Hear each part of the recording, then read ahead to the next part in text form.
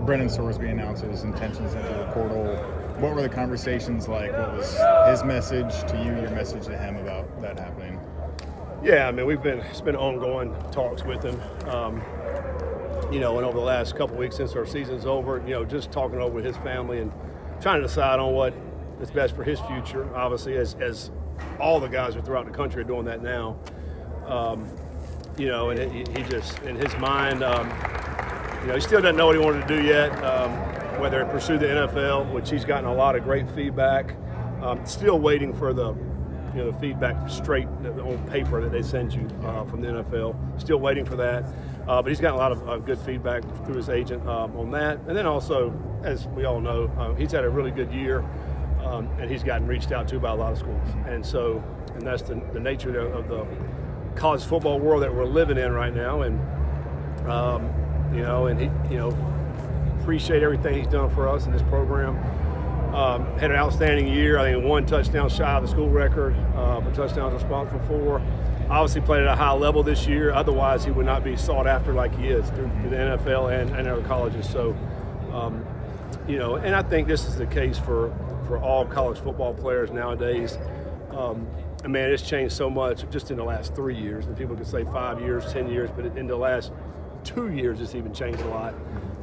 I think, us coaches and us programs, we have to be grateful for the time that we do have with any players that are on our team, and which we are. And then, at the end of the season, I feel like where we are right now, the adults in the room have created all these rules. These kids are looking at their situation individually and trying to figure out what's the best for me. And that's the world that we're living in right now. And so we have to do, as coaches, do the best we can to maneuver this and go through it. So, but again, I appreciate everything that Brendan has done for us in this program over the last 2 years. Could you have afforded him? I mean, this is a dilemma that coaches are going to run into. When you have a good player, the bidding war goes up. Yeah, there's programs out there that certainly can afford players better than we can. And I think, as you see, there's a lot of quarterbacks in the portal right now. I think, including some guys in our conference. I've seen several guys in our conference that are outstanding football players that have gotten in the portal. I've seen it in the SEC, and, all over. I think when the dust settles and you start seeing where some of these top quarterbacks, if they play in college again this year, you see who's got the money. Because when quarterbacks play really well out there throughout the country, everybody that wants to compete for a national championship that has those kind of funds, you're going to see that's where those guys end up going. And, to answer your question, probably not. You've mentioned through the end of the season wanting to be a little bit more aggressive defensively at times. Yeah. Is this an opportunity in this ball game? It's just an opportunity. This is a completely unique offense that we're facing. They're outstanding. They do a great job with what they do. The quarterback's incredible. Back-to-back 1,000-yard rushing. And he can throw the football. I think this year against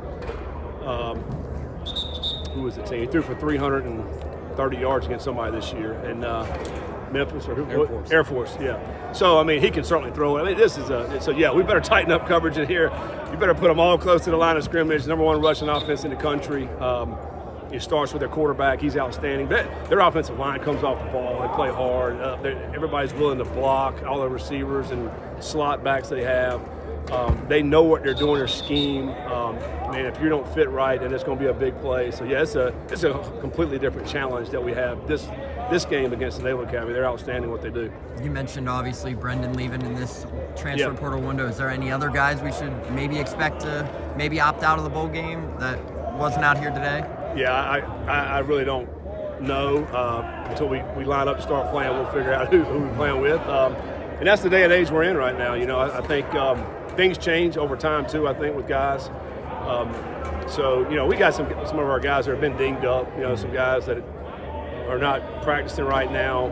So some of those guys remain to be seen if they're going to be healthy enough to play. So as we get closer, we'll probably have obviously a better idea on that. The strategy to kind of get your quarterback position filled next year, Yeah. Is it obviously looking at the portal in a similar kind of path or plan to 2 years ago where you try to identify a guy who's maybe rising a diamond in the rough similar to Brendan Sorsby? You know, in a perfect world, that'd be ideal. You know, I think, you know, for us, obviously trying to find the best player that can come in and help us win football games. And I thought Brendan gave us a great opportunity, a great chance to go win. You know, I thought, again, we were one of the top offenses in efficiency this year. Didn't have the ball very much, but when you look at yards per play, rushing yards per play, you know, top 10 in the country in both of those categories. Took care of the football this year. Great on fourth down, great in the red zone. So, I mean, we did a lot of great things offensively. A lot of it ran through our quarterback. And so, you know, if we can go get a player of that caliber again, that'd be ideal. Is Lichty quarterback one at this point? Lichty and Samaj both will get reps in this game, and they'll play, and they're excited. They're excited for the opportunity. You know, both of those guys have been practicing well throughout the whole season, just hadn't played a whole lot. And so this is going to be their opportunity to go out and try to make some plays for us. And so I'm excited about seeing what they can do, you know, and, you know, excited about, you know, some of our wide outs and running backs to go see what they can do as well. Offensive line's eager and hungry to go play another game together. So, yeah, it's an exciting time for those guys, and particularly two quarterbacks. How does your talent staff kind of grow from here? News obviously came down that two of your key personnel members took big promotions at other programs. What does it look like in terms of the timeline to fill those spots with the transfer portal opening? Yeah, I mean, you know, happy for those guys. They did a great job for us for the 3 years they were here. Talented young people, you know, and you know, they deserve a move up.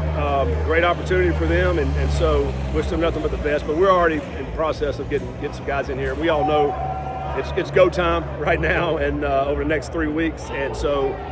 We'll have some guys in place here very soon to be able to help us out and navigate this transfer portal. Joe is out here. Is that a good sign? Yeah, I mean, you know, the guys are out here on this field. You know, obviously it's a good sign. Whoever's out here that they're going to be playing and be around. And so, again, you know, we'll take it day by day with some of these guys, as I mentioned earlier. Some of these guys, you know, dealt with some nagging injuries throughout the season, and you know, we'll see how that progresses over the next couple of weeks.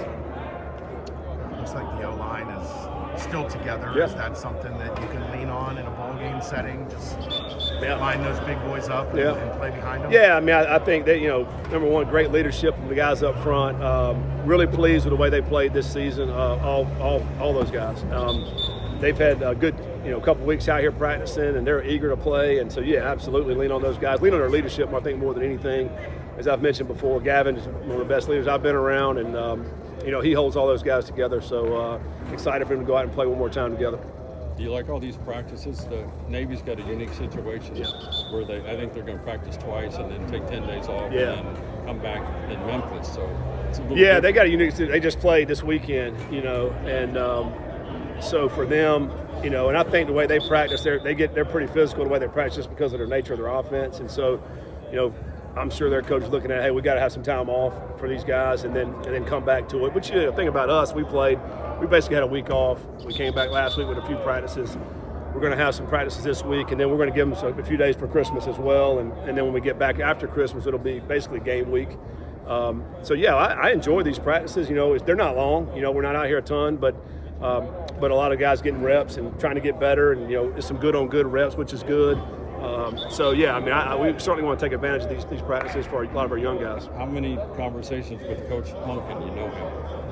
Yeah, oh yeah, you know, and Coach Braz spent some time up there, worked for Coach Monken as well. You know, and I think every day of the year, Braz was saying, you know, they would say, "Go Army, beat Navy." Like they did it every single day. So he actually wore a shirt the other day that said "Beat Navy" on it. You know, so yeah, we're leaning a lot on Coach Braz of what he remembers from playing Navy and how they went against those guys. So yeah, we'll give those guys a call up there at Army and see if we can find anything out about them that we don't already know. Thanks, Coach. All right, thanks, guys.